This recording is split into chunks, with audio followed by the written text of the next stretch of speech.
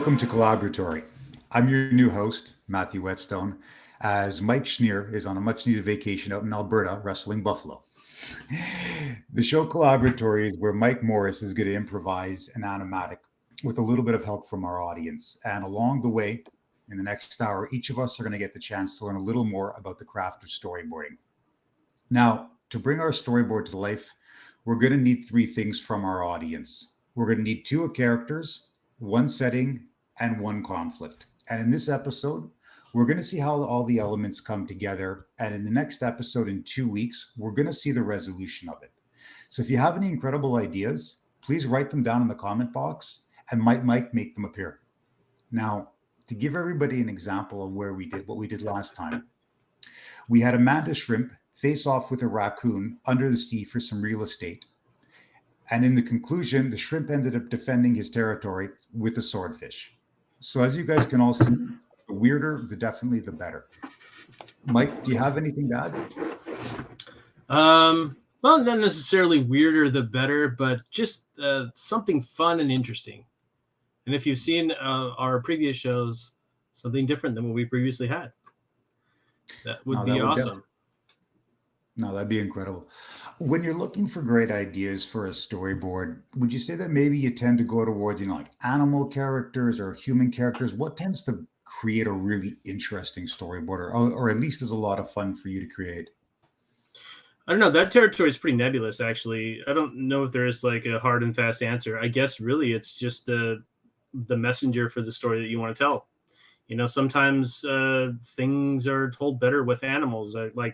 Aesop had something figured out when he used animals for his fables, as opposed to, some other things. And then you have that tradition carried on with, some of those Disney films like Robin Hood. Yeah. Where it could have easily been human characters. I mean, they aren't exactly slouches when it comes to human characters, but for some reason they told it all in animals, and that worked out great.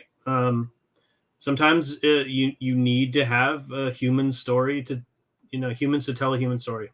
So it's just what is best for the story. No, but if you go back to the Robin Hood, I think it's really interesting because it takes you into a little more of a whimsical world where anything is possible. Because if you've already established that all of your characters are bears, foxes, and wolves, and whatever else have you not, it lets anything else surrounding that become a little bit more possible. So right, it does take you into that sort of more fantasy-ish realm. One thing that's actually quite beneficial about using non-human characters is that you can tell human stories from an outside perspective, or you can establish archetypes with different animals, like it did in Zootopia. Yeah, Zootopia was a perfect example of being able to use archetypes in a different way. Like the rabbits and the foxes, Judy Hopps had been antagonized by foxes all of her life, and then eventually had a fox partner that she still had. If you haven't seen the movie, sorry, this is going to spoil it for you a little bit, but she still had that. Yeah, she still had that anti-fox spray on her belt, even though her partner was a fox. She still had that sort of distrust and resentment. So there's lots of different reasons to have animals as your main characters, but that is, and there's reasons to have humans as your mains. So no, absolutely. Whatever story you want to tell. That's it. Was whatever story you want to tell. And I mean, to everybody out in the audience right now, if you have any ideas, please shoot them out there. We're definitely looking forward to hearing your comments. Chat, what have you got for me this week? Anything we got in the chat yet, Mr. Matt?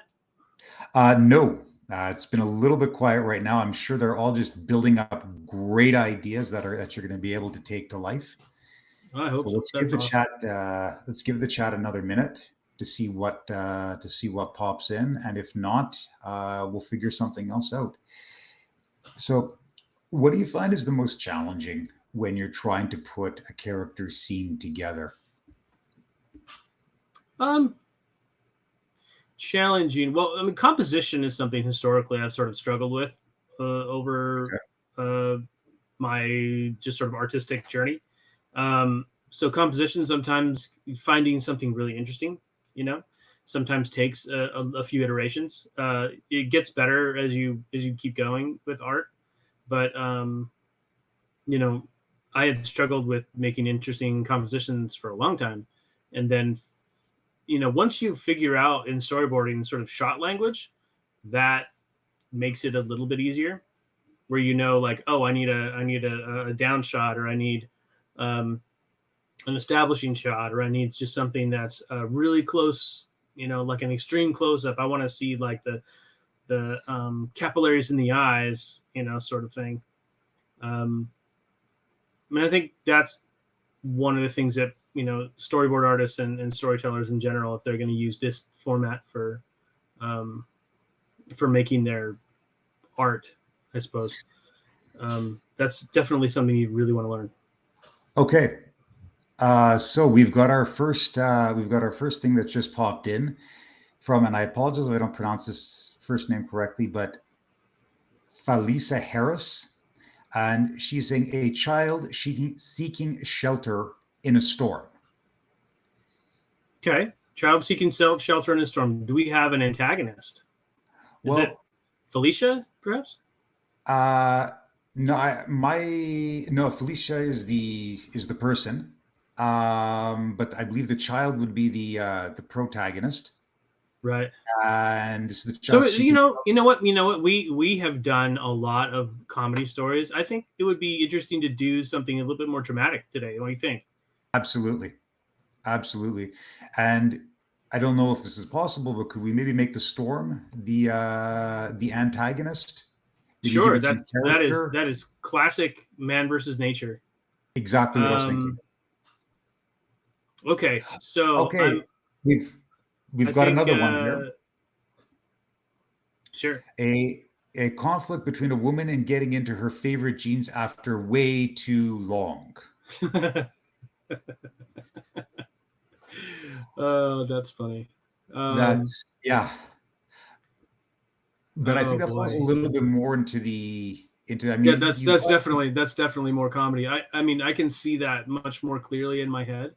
But I think that, what, we have done so much comedy that I really think that we should table the jeans, because that is kind of more of an animation exercise, really.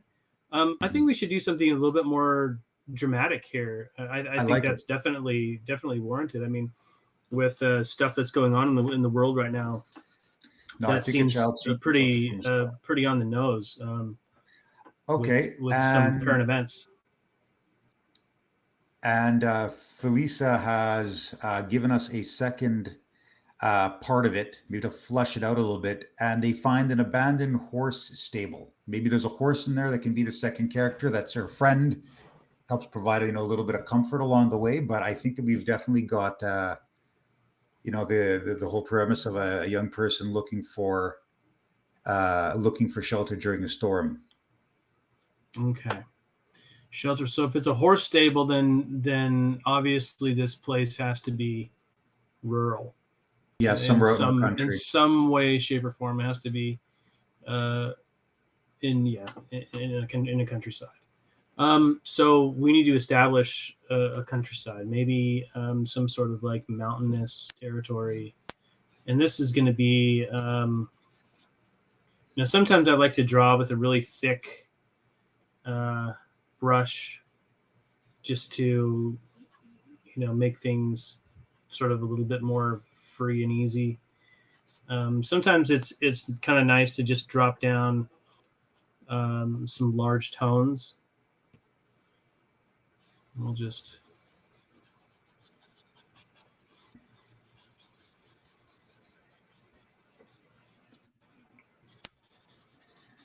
indicating that there's snow-capped mountains. Yeah. And then we also need to see nice dark sky. Yeah, very dark sky. And of course, we don't want these clouds so fluffy. Actually, we want them a lot. So I'm gonna get rid of these clouds, and let's do something a lot less happy. One of the things that I talk about every so often is, if you're like in a sort of an artistic rut as far as like things that you're producing, one of the great ways I found to sort of break that is doing something that is a little bit different than your normal characterizations that you would draw. Like try breaking out. Like if you're a super, comedy sort of person, try drawing something dramatic or something, horror based. And that I think can help with a little bit of like artistic block. So just out of curiosity, you flipped up the clouds. How are these clouds more serious or menacing than the other clouds that you created? And what sort of technique did you use? Well, right now this is a marker brush that I had created some time ago, Okay. and that just sort of gives me a little bit of extra texture. But if you are a student of the earth sciences, then you know that cumulonimbus clouds, they're the big white fluffy ones. Those are not rain clouds. Rain clouds are much less fluffy. They're a lot more just spacious and flat and serious looking. No, Sorry, that's definitely a little cloud humor there. There's serious clouds. I'm sure all the meteorologists loved it. I don't know. They're probably like, Felicia has also said the horse, of course, but the horse could also be old. So maybe the young girl finds an old horse, and maybe together they can find shelter in this, abandoned stable. Well, we can't let Felicia dictate everything in this story. Let's get some more suggestions for the horse. Okay, we'd love your suggestions, Felicia, but somebody else needs a turn. So Provo Creative has put a couple great things out here. If we're going to stay in the theme of something very more serious, there's not all these pretty much fall into the comedy side, but there are some great things here. We have a game show that's rigged and went terribly wrong, Dark Crystal Holiday Special, Gentleman Pirate, Lady Liberty Salvador, and a John Wick knockoff. No, John Wick knockoff. I thought that'd be fun. Do some action-y sort of stuff. But all right, let's do a little bit of, let's grab this layer here and do some foreground element. So right now I think we need suggestions about this horse. I mean, Felicia has kindly suggested maybe it should be an old horse to get the dichotomy between the old and young. Maybe it's we need more. We need more. Give us more. That's it. So if there's anybody else out there that has an idea about what this horse looks like, what if the protagonist seeks shelter above the clouds? So that would mean that they either have to go, going up the mountain, I don't know if you get above the clouds, but are you suggesting that it's a winged horse like a Pegasus? That could be interesting. Maybe a teenage horse. Okay. Teenage Mutant Ninja Horse. On an airship. So seeking shelter above the clouds on an airship. I think we're injecting another character or another setting. I think that the goal for this one should be to keep it kind of like on Earth. I think we're looking for a more grounded story today, because I think that we've got some elements here that sort of lend themselves a bit more to a dramatic storytelling, which we haven't really done in Collaboratory. So this is kind of exciting to do something that's I think what could be a great idea is if as the young girl and the horse are seeking shelter, what do they encounter? Maybe some sort of obstacle that they have to encounter this time, And then that could be the conflict we solve next time. If anybody has any ideas, we'd love to see them. All right. So we have basically generic mountainside. And we have somebody that's seeking shelter. So let's get a character in here. There we go. I'm thinking probably more along the lines of someone about, I don't know, 8 maybe. 8 years old. I have a daughter about 8 years old. So knowing a little bit about, her sort of actions and the way that she would, operate.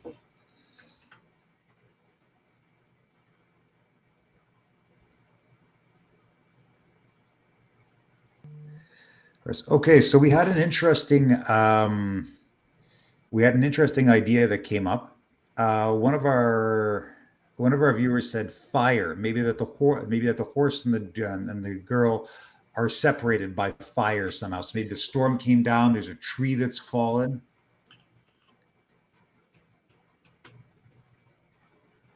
Maybe. Sounds very fun. And another idea, a little bit of a different direction, is that maybe together they find an abandoned cabin.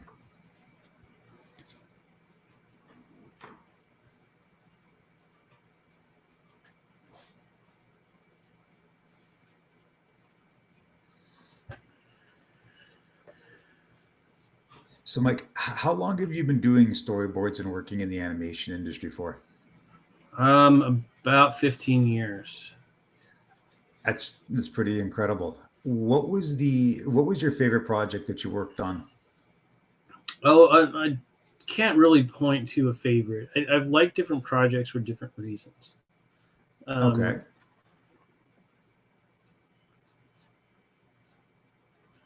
What was the thing maybe that you liked the most about a certain project? Was it, maybe the freedom to do, what you wanted, or were you working with like an amazing team? Oh, I've worked with a lot of amazing teams. I've worked with a lot of amazing artists, amazing storytellers and draftsmen and things like that. I mean, some of these crews, I mean, you wouldn't believe the amount of talent behind them. It's really quite incredible. So animation artists really do a lot more than you think that they do.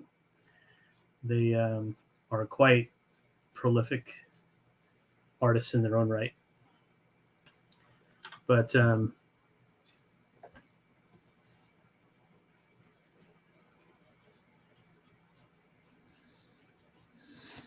worked on a lot of really, really awesome crews with a lot of really awesome people. And, it's always fun to see like what people end up producing both for the show and outside the show. Yeah. One thing I've heard is that the script is one of the first things that's conceived on any sort of project, and that can drive the entire project a lot. Yeah. Some of the obstacles that are presented when you get a script, or that you've encountered when you get a script, and where do you have some flexibility to be creative? Oh, it depends on the show, really. I mean, some shows are very much about being able to collaborate on things and being able to, bring some of your own sensibilities to stuff. And then others are like, it's in the script, do the script. There's no wiggle room anywhere to be found. And sometimes that can be a bit challenging, especially if, the material isn't, something that readily jumps out off the page as far as what they want in that script. So, all right. So we get the gist here that she's in a field and it's, sort of lost on her own. Let's give her a backpack too. I think she should have a backpack. She looks a little older than 8. But I think that'll help to start. Well, aren't we just the little critic, sir? Well, I'm just saying that if she's a little older than 8, maybe that opens up some more interesting options of what she can do to, with the horse and everything like that. I like the vulnerability of a younger Absolutely. person. Maybe it's just that my 8-year-old daughter is really tall. All right, there we go. I think that looks a little bit younger. For those of you who study anatomy, you'll find that one of the things that separates more childlike looks from more adult looks is the fact that the head size in comparison to the body size is much different. Okay. Yeah. So next panel, we've got this poor little girl trudging through this empty field. Let's get her into a better spot, shall we? Okay, now we need a new panel. And where have my tools gone for that? Oh, okay, so they're missing. Windows. We're looking for toolbars. Okay, so we've got another. Actually, we've got two things that have just popped in here. One of our viewers has said that the horse is wily-eyed and is constantly nervous, but the girl needs the horse to survive. And I believe we have a question here for you. And one of our viewers is asking, how do you approach a situation when the studio has a limited amount of backgrounds? Is that something that you've encountered before? When the studio has a limited amount of backgrounds, as far as like backgrounds that they produced, I think that's what our viewer is driving at. Yes. Then you have to just sort of kind of make do with what you have. If you can stretch those backgrounds out. I mean, a great example of such a thing would be to look at old like Deke cartoons. Okay. Where like the He-Man and some of those. That, I remember. Yeah. They were produced in a time when budgets were very small. So, Mike, another question. You're doing a great job of showing the terror on her face. What are some of the techniques that people can use when they're animating to show fear in somebody? Really, learn gesture drawing. Gesture drawing is really your friend in a lot of ways in this sort of environment in storyboarding, because learning how to quickly capture an expression, learning how to quickly understand like what goes into the way somebody feels and how to really bring that out. I did a video for Wacom a while back about performance in drawing. So if you want to look that up on YouTube, there's some comments that I have about that sort of thing on there. Very interesting. So one of our viewers is interested in, when are we going to inject it? Does the horse come into the next panel? I think we have to build up to that a little bit. Right now, we're establishing the fact that she is lost. She does not know where she's going. She's looking for shelter. And then we are going to meet the horse. Okay, we have another suggestion. All in good time, my friend. All in good time. Time we've got. Time we don't have, because we are Collaboratory, so we have to do these things fast. This is why we generally tend to do comedy, because drama takes longer. That's it. So another point one of our viewers has brought up is that the cabin is haunted by the ghost of the horse. I think we're getting into like fantasy territory that we don't necessarily want to describe to in this board. Okay. It's a great suggestion, of course. It's very, very cool. The only way that I could see that working is if that it was like a warming spirit of the horse, like a spirit horse. But once again, we are starting to push on to fantasy, and I like the idea of keeping this one as realistic as possible. I'm gonna give her like some little map, and she can, try to look at it and to just not be able to know where she's at. And then in the background here, I think we're just gonna make sure that those clouds, loom large behind her, and the mountainside is also present, and maybe put some little bit of foliage and brush behind her. Again, derpy drawings, but we get the idea behind it. I'm going to copy that, and then we're going to have her look around a little bit. And again, using the technique of color replacement. That's it. I feel like there should be a little bit of rain coming down. What do you think? Yeah, I think that's a great idea. I was actually planning on that. In fact. Fantastic. So let's.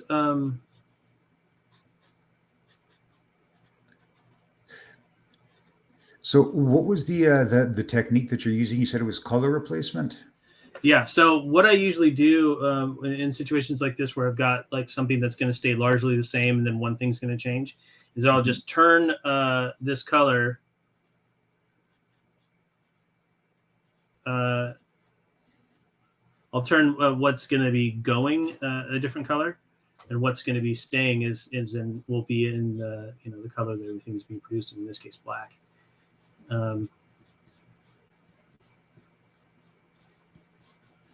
Okay. And then we can just take the color selection tool and just delete. Oh wow, that was really quick. So yeah, it makes for a simpler way of being able to do some of this stuff. Okay. So, and this would be a case where we would move the background. Like, I think the background would be slowly traveling this way. So in boards, a lot of the time what we would do is just put an arrow and say BG to just show that she's, if we built out a whole animatic, then we would put it on, layer motion and stuff like that. We don't have time today. So let's do that one more time. We will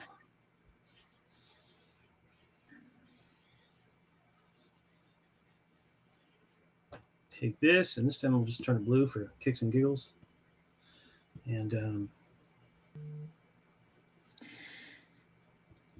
so we have another suggestion that just popped in here. I don't think it fits with it, but it is quite funny, so I'm going to throw it out there. I believe the individual is asking for a tauntaun. A tauntaun. Well, we learned not long ago that copyrighted material is a no-fly zone. That it is. So great suggestion, but yeah, let's keep it completely original here.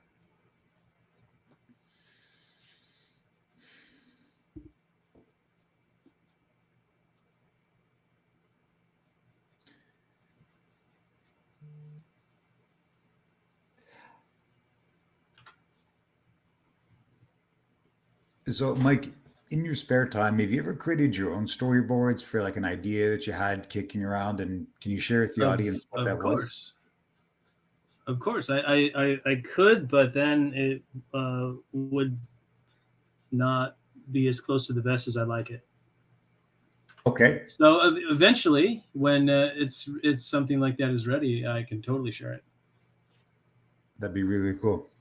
And you've mentioned a lot of like, great movies and great shows, especially He-Man Takes Me Back. I don't know if you can share, but if there's one like franchise or something, that you would have loved to have done the storyboard for, would you be able to say, if you could go back and say, I don't know. I mean, I'm sure that there's lots of, things that I could, ruminate about having wanted to work on. I mean, there's definitely a bucket list of characters that I've always wanted to work with. Donald Duck was one of them, and I got to work with him on DuckTales. which was really great. You know, there's characters that are always going to be awesome. You know, Bugs Bunny was one that I was liked, and so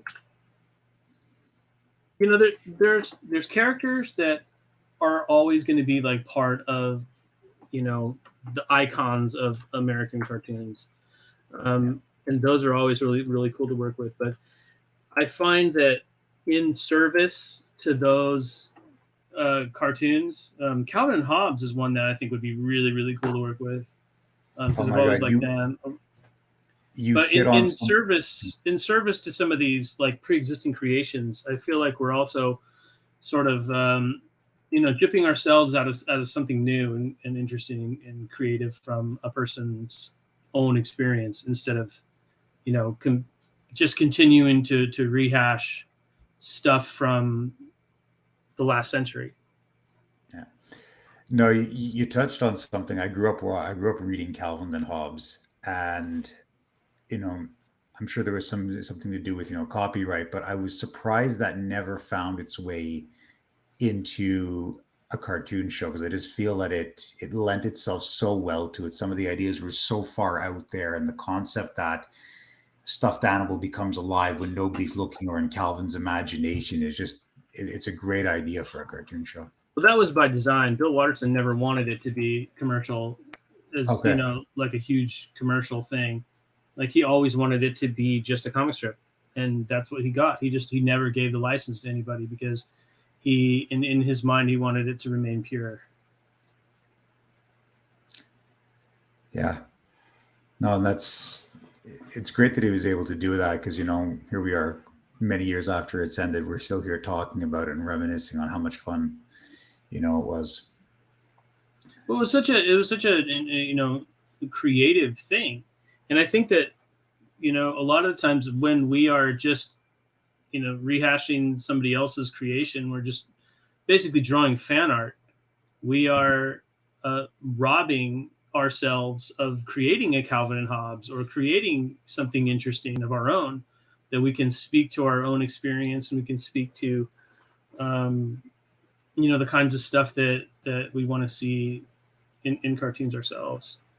You know, like I have some stuff that I've sort of pitched around, that eventually, hopefully, will make it to a screen near you at some point. But you know, doing something that comes from you, as opposed to something that comes from somebody else, is really important. I think I've said this before in other forums, that it's the hardest thing as an artist to get down to where you are as an artist, to draw genuinely you, and not just draw from your influences. What do you find inspires, you know, an artist to come up with the genuine you? What sources of inspiration, you know, what have you pulled on, or have you heard other artists pulling up on? I think it's a lot of it is experience and learning kind of what you like and what you don't.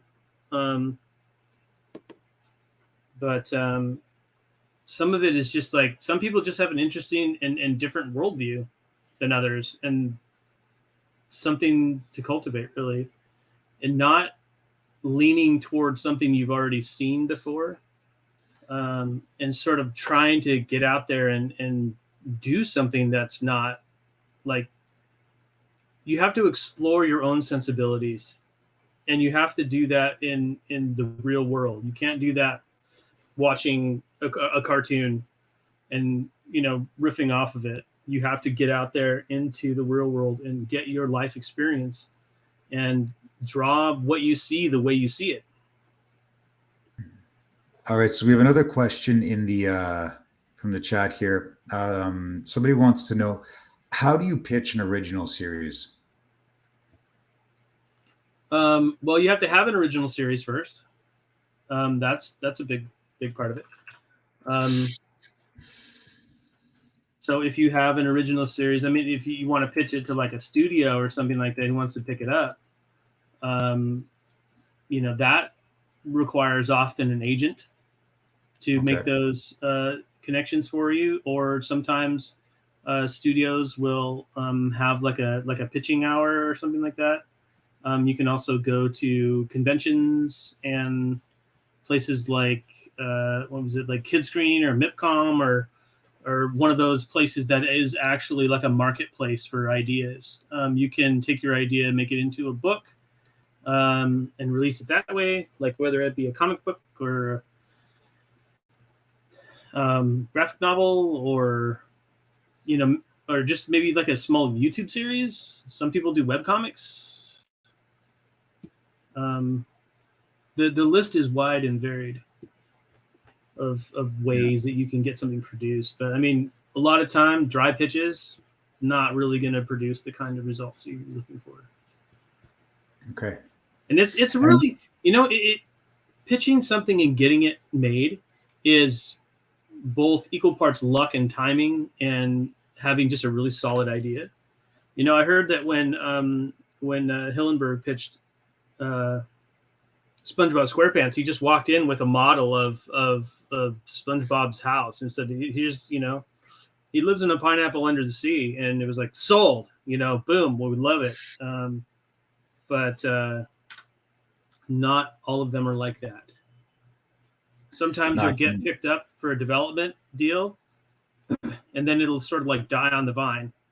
You'll get somebody who comes in and isn't the champion that you had earlier in the process, who really liked your idea. And then they'll just sort of want to have their own shows greenlit so they can say, well, this is what I did at said company. And they just come in and scrap all the projects that are already there and like start getting new ones. So it's a whole process. And I don't fully understand it personally. No, it sounds like it's very interwoven. And, very much so.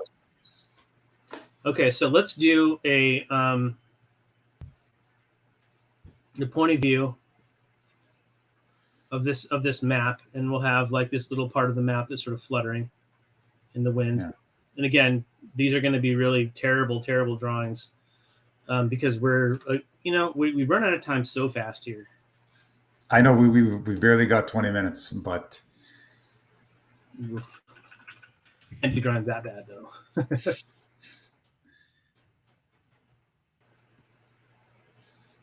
So it's a hand, and then we'll do this, and then do knuckles, and this, and then we'll see this part of the map is sort of going weird and blowing. On the few times that I've actually tried drawing something, I always found that drawing hands were the most challenging thing possible. They always looked really weird when I drew them. And no, your hands are coming across. They're great. Like I see hands, I see a map. It's fantastic.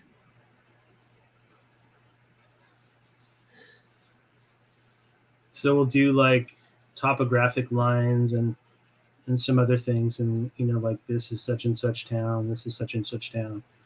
And then you have like winding river or something. And let's have that river sort of snake off like this. Yeah. And so she's looking at this map, and we need to put like maybe some grid lines on it. And grid lines are also kind of, a good device. If you can ever get away with like having natural looking grid lines in something, that's really nice because it shows directionality in the way that a particular object is facing or going. Maybe we could put a compass, because there's generally like a compass on a map. Give an idea like where north is. A symbol of north. Yeah, a symbol of north, or maybe we could have it like upside down if we're trying to indicate that she's lost.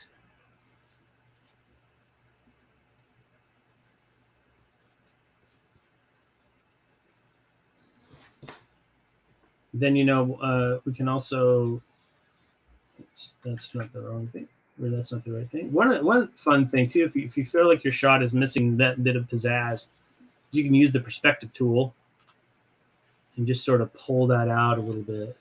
Oh, cool. Sometimes it's just all you need just to tweak it that bit, little bit to really make it shine. Well, I like how the fact that you kind of went from a very flat angle to looks like she's looking out at it a lot more, like she's Yeah. holding it out in front of her.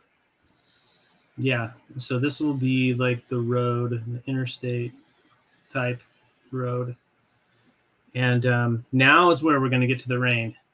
So we're going to see rain start to come down.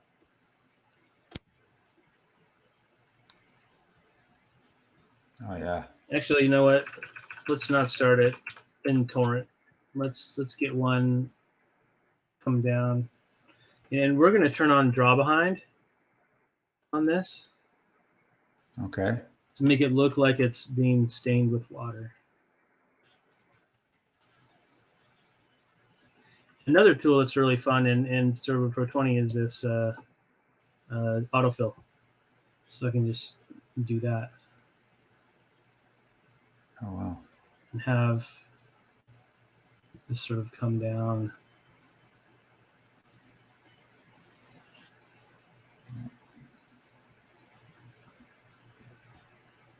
As the rain begins to pour down. No, it definitely looks like she's got herself caught in a very awkward or difficult situation.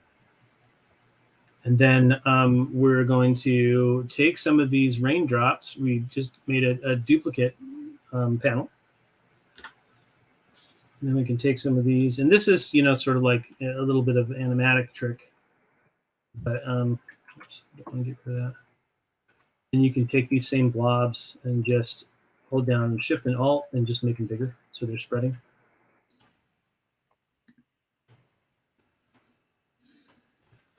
And then, of course, new rain, new blobs. Mm-hmm.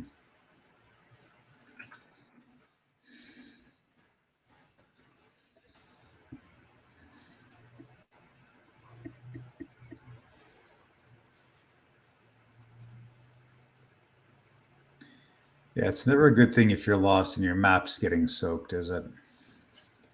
No, it is not. Yeah.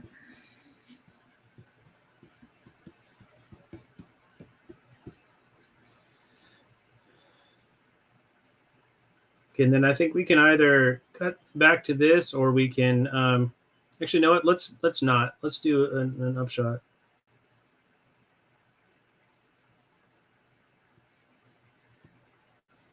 Let's do this, where we've got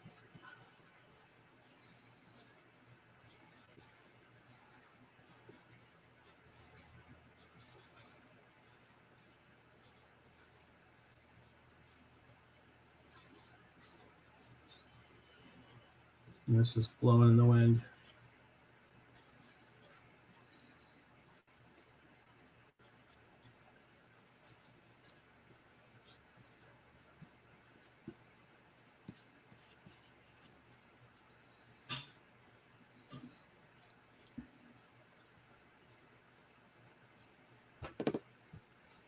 Just looking at the map. If we had more time, we could render this out a little bit better and make it, really seem like it's more of an upshot. All right, Mike, we've got an interesting question. It has to do a little bit with your creative process. When you're storyboarding, do you listen to music, and what would be on your playlist? Oh, it depends on the shot and depends on the show. I like a lot of different types of music. And sometimes when you listen to a piece of music, you can really like sort of infuse that feeling, that energy into a storyboard.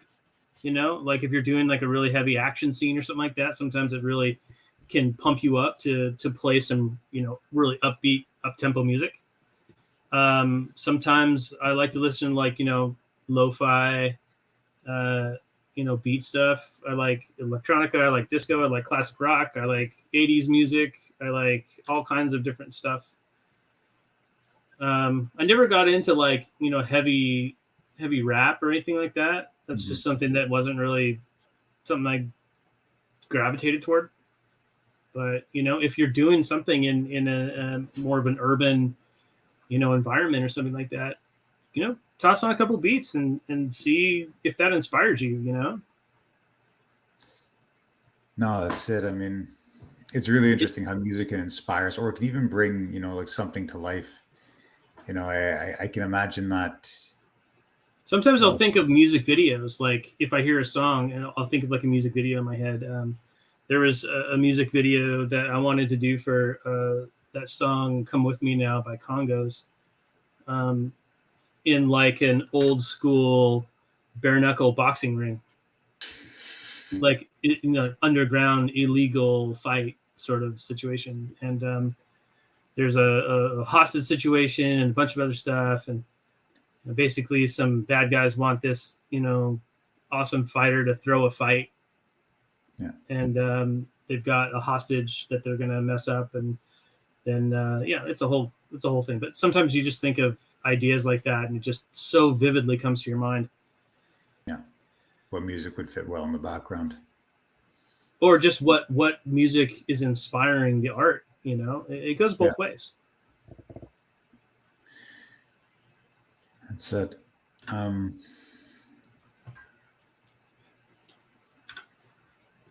Sometimes you can just tweak things a little bit like this and just use some of the vectors to your advantage. Mm-hmm.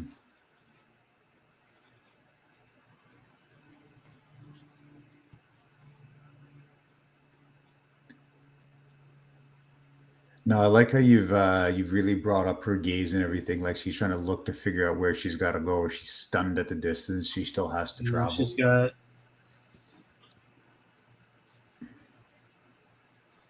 shove that map together and squish it so it doesn't get wet. Mm-hmm. Like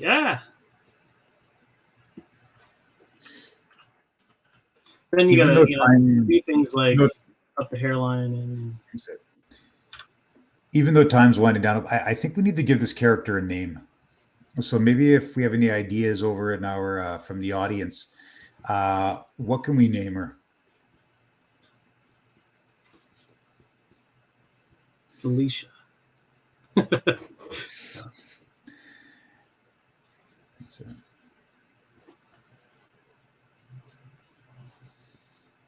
That's it.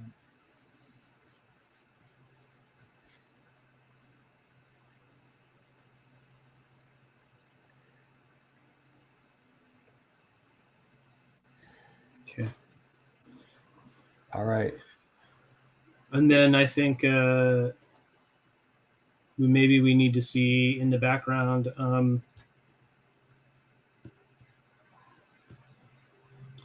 Let's do a quick little eye search. Sometimes an eye search can be a good way to provide a little bit of extra.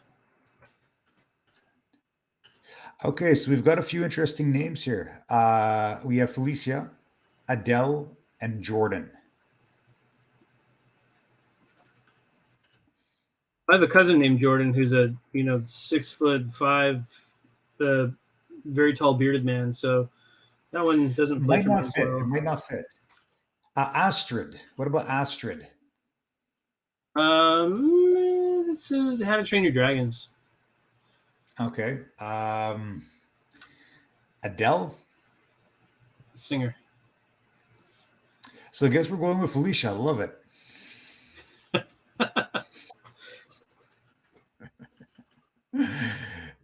Okay, and then I think we do one more, and then we get. We have 10 minutes left, so maybe we have enough time for one more panel, and then I think it'd be great to roll the animatic for our audience. Okay. So I'm going to do something really quick in this area where we are going to get a large brush, and we're going to do this. And can you share with the audience the technique that you're using and what you're doing with it? I'm doing a draw behind. Okay. And what it's going to be is because in the background behind her is going to be lightning. Okay.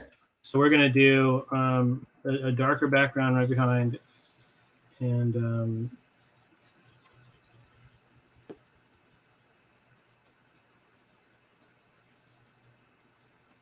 that. Let it do its drop behind thing. And then we're just going to get, oh, whoops, that is not the right brush I want.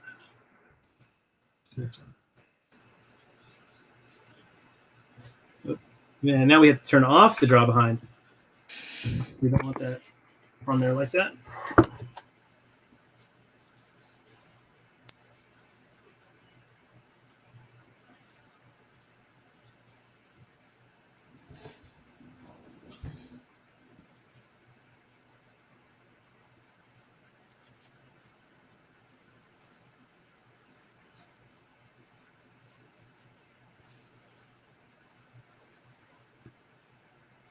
Then we can go back to our character really quick, and then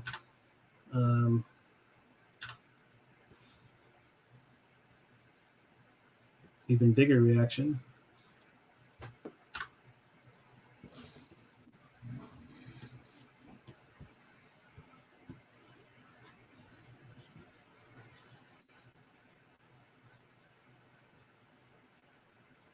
I feel like as she's getting more and more terrified that, the eyes are getting bigger and bigger and the mouth is getting bigger and bigger. That would be an apt observation. Thanks. Thank you. And one of our viewers is telling you not to worry about the lightning. The FX department will take care of that. Yes, smart aleck. No, never. The FX department takes care of nothing in boards. All right, Mike, we've got about 7 minutes left. So we have to do one little thing before Okay. we do that. Is we gotta have have her see like something in the distance. Glimmer of hope for next week, for 2 weeks' time.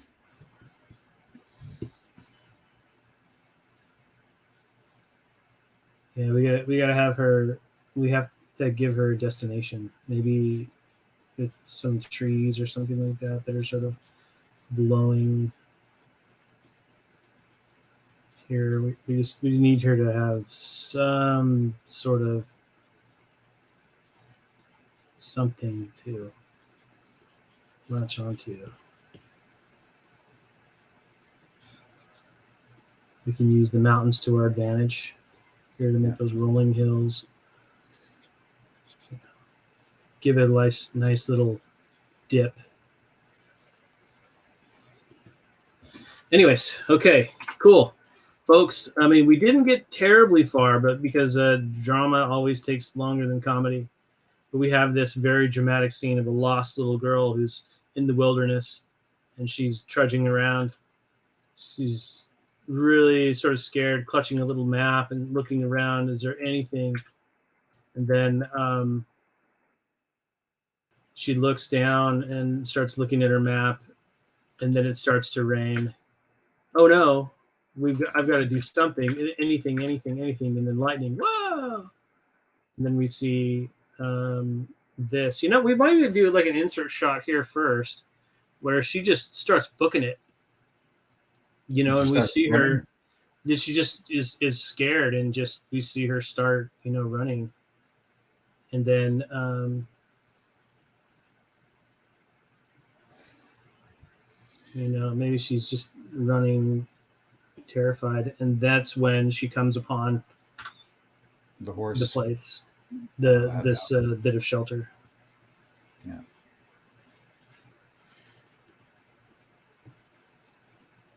Little characters in big environments, always fun. All right, so she gets scared. We see her book it. Mm-hmm. And then she comes upon something that she sees.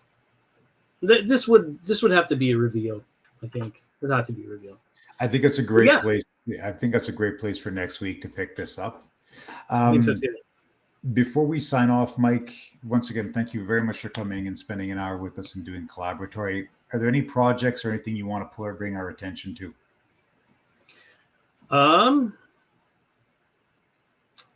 Just the continuing saga of the animation unions bargaining with the AMPTP. which is the That's producers it. union. And And if anything you can do, hashtag Storycraft Unite. You know, and anything that you all can do to bring, you know, not only the awareness of you know, the plight of us artists, but you know, any support that you can show. If you want more information, just go to theanimationguild.org. Thank you. And you know, though, it's a definitely a great cause, because I mean, you guys do so much for all those shows that come on to TV. So with that, this will end. This will wrap up this episode of Collaboratory.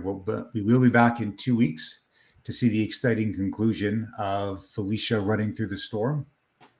And if Mike can draw this much of a storyboard in 1 hour, think of what you can do in 3 weeks. You can download a 21-day free trial of Storyboard Pro at toonboom.com, and you can find other free instructional videos at learn.toonboom.com.